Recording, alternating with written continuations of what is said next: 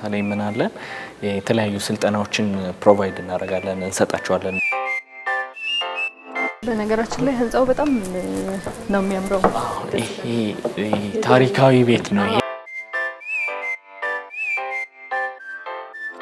በትንሽ ቦታ ላይ መስራት የሚችሉበት እና ብዙ ምርት ደግሞ ማምረት የሚችሉበት ነው ማለት ነው። አሁን ደግሞ በደንብ ታድሶ በዚህ መልኩ ለእይታ መቅረቡና እንደዚህ አይነት አገልግሎት መስጠት መጀመሩም እጅግ በጣም የሚያስደስት ነው። የተለመደው እናቶች በእጅ እንደዚህ ብለው ስታርቹ ነው ይሄም ቡላውን ካወጡ በኋላ የቀረውን ጸጉር ቃጫውን እንትን የሚያደርጉበት ፕሮሰስ የሚያደርጉበት መንገድ በጣም የድሮ ወደ ኋላ ቀረ ነው።